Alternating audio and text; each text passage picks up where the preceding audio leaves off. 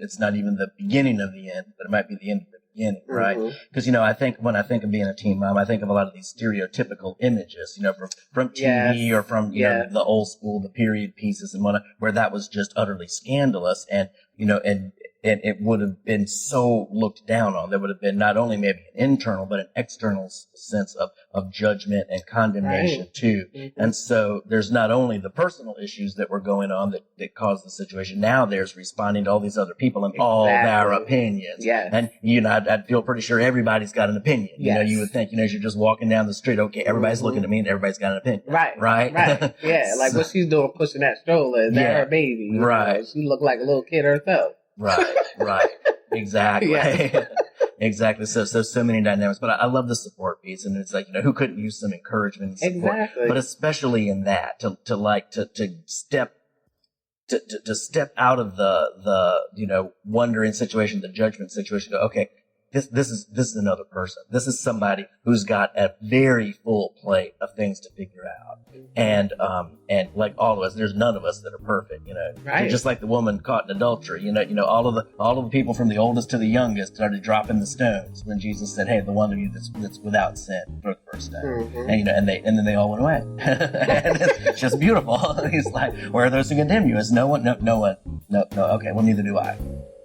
Jeff will be back shortly to wrap up today's message. This is Gabriela, still on the scene today with Talk Network Radio. If you're just tuning in, you're listening to Empowered Living with Jeff Byrd. If you've missed any part of today's message, you can hear it again online, as well as the entire archive of Empowered Living at www.talknetworkradio.com or search keyword #Empowered Living. We would like to acknowledge our music partners, Sound Ideas for Corporate to the Max and Kevin MacLeod for Airport Lounge. Any scriptures read during this broadcast are from the New American Standard Version of the Holy Bible. If you would like to learn more about Jeffrey Byrd Coaching, visit www.jeffbyrdcoaching.com. That is JEFFBYRD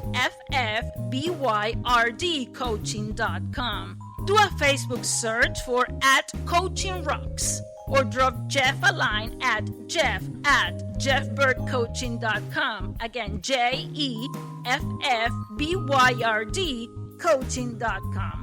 Let Jeff's Coaching Rocks be the building blocks of your empowered success. Now, let's go back to Jeff for the rest of today's message. The second thing I wanted to ask you, and this is one of the main things that, because as I listen to you again, forgiveness is woven all through your story, really on so many different levels. It's such a multifaceted story of forgiveness. So what does forgiveness mean to you just personally? How would you define it? And then how does that look personally in your life? Just sitting in what you've been through and not being judgmental about it. Like you said, we're not perfect. We're all going to make mistakes. But look at those mistakes as learning lessons, and grow from that. Yeah. Because I think that negative self-judgment is something that can be so bad. And I ran into an older retired pastor recently, and I met up with him for coffee. And that was a topic that came up. He brought it up. I didn't intend to. And he said that people have such misconceptions about forgiveness. Because the common term out there is forgive and forget. Yeah, you're never going to forget. You're never going to forget. Testify. You're not, unless you end up with some organic brain damage or something, exactly. Right? You're never gonna, it's never going to go away. You're going to have those moments where, you're going through something, or you're just sitting there and you just think back to that situation. Yeah. But you can't stay there. You Right. gotta get through it and just tell yourself, you know what? It happened. And I made it through, and look at where I am now. I like that. Yeah, because if we think that we have to forget in order to forgive, then so many people are like, oh my gosh, I haven't forgiven. And then that resentment, So you don't want that. Going through the thing, yeah. But what this one pastor said, he said, I think that forgiveness is best seen, and you've said it pretty much essentially the same thing, is stepping down from the judgment throne and saying, whether it's to yourself or to another person, I cease to pronounce judgment against you. I pronounce you're free to go and to go your way into a meaningful life. You don't owe me anything. Spoken to yourself or again to another person. Right. Go, okay, you're free. And I think, think that's the same thing God says to us. He says in Christ, okay, I've already taken that. I've placed it over here and it's been paid. And now I don't hold it. I see you as absolutely free. Now let's go. Just like I love Mahomes in the game a couple of weeks ago. I don't know if you watch football, but they were playing the Texans and they were losing 24-0.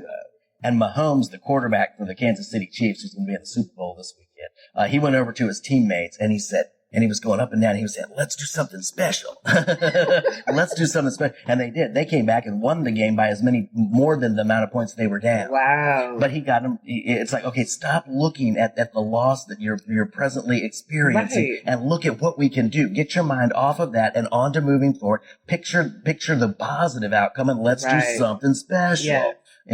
So I just love that quote by it. Let's do something special, when you're feeling down.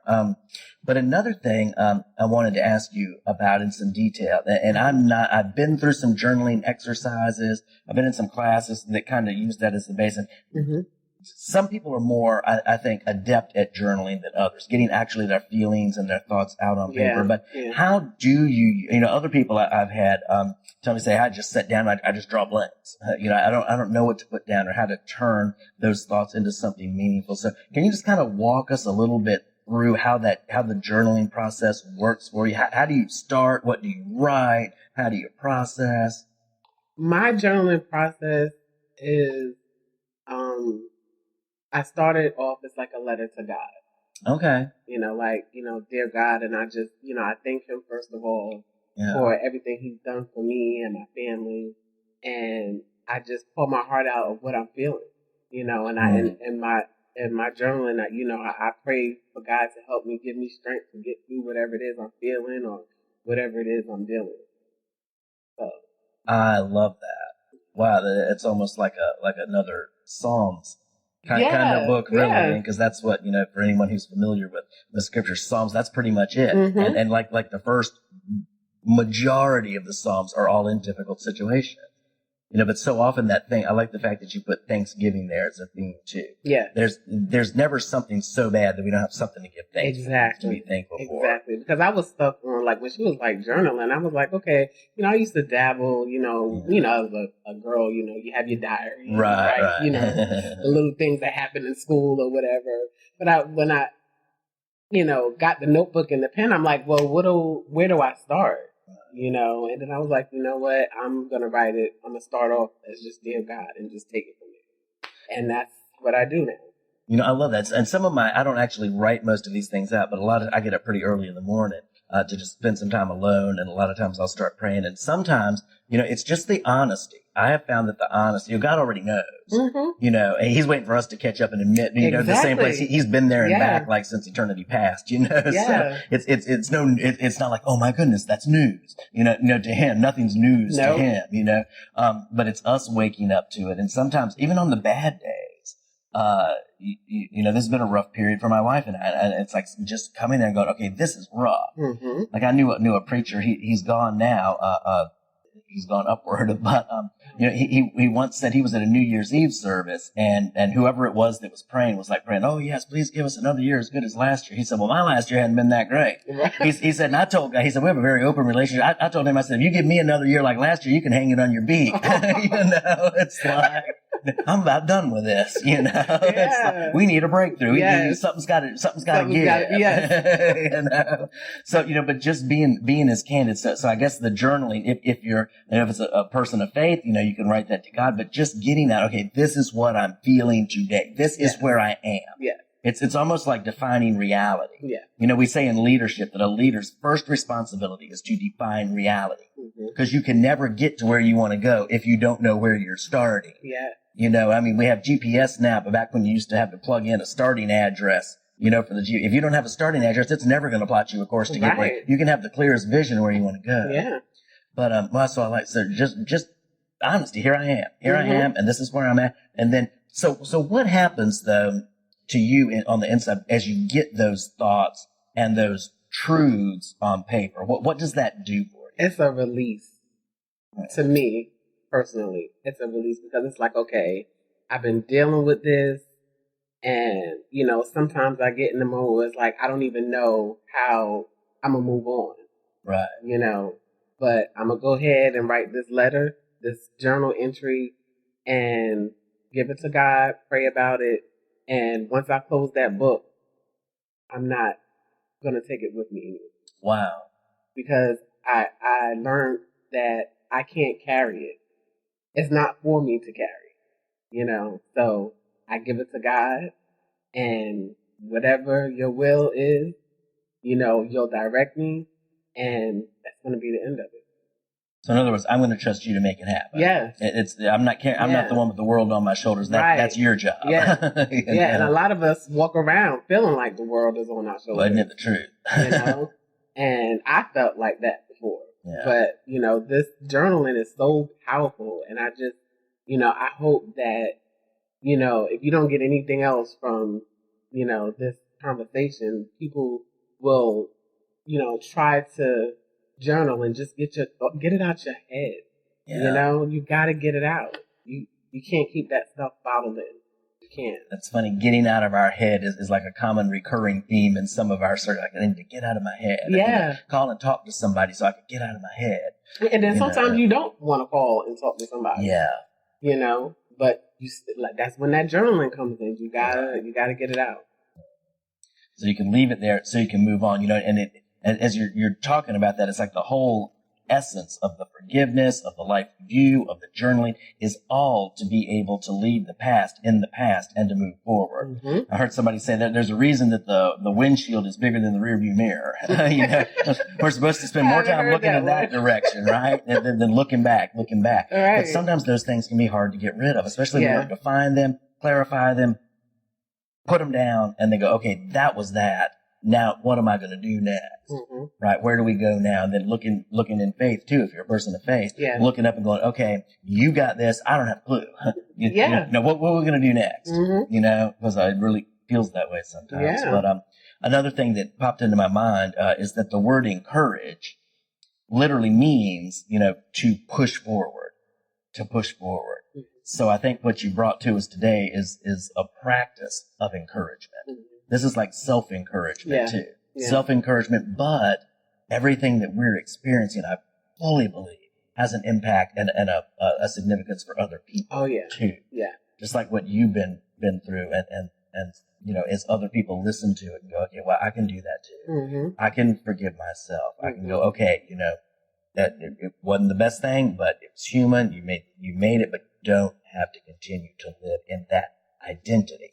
Exactly. Like what you said, you mentioned it with your husband. You said to see the man he is rather than the mistake he made. Right. And to do that with ourselves too. Yes. We've all got plenty of mistakes, but they're not all defining. Right. And there's always a lesson in the mistake as well. Okay. There's always a lesson. So when you're reflecting on the mistake, think about, okay, what did I learn from this? You know, was it a bad decision, or, you know, it's always something. You know, so just try to figure it out the best way you can, you know, and take that with you as you move on to say, okay, I know what I did, you know, whatever role I played in it, I understand, you know. So now I'm going to move on and I'm going to do things different, or I'm not going to sit in it and let it, you know, take me to some place I don't want to be. Right. Because it can do that, right? It can be a vicious cycle there. You know, when we start identifying, oh, I must be that kind of person that I don't want to be. Therefore, I'm a bad person. There's no hope for me. Now we need more comfort and more escape than ever. So then we look to other bad things, and then that just confirms to us that we're a bad person. And yeah, that's just like a friend of mine calls it stepping out of the tornado. You know, we need to just step out of the tornado and go, okay, I'm done with that. Yes. I'm just moving on. Moving ahead. Mm-hmm. I love that. Well, Jennifer, thank you so much for being willing to share your story. I know Thank you for having me. Yeah, you definitely had some serious life issues going on there, but at the same time, the thing that's so beautiful is you have not allowed them to get you stuck. No. People get stuck for the entirety of their lives on so many even smaller things than what you've gone through. But it just goes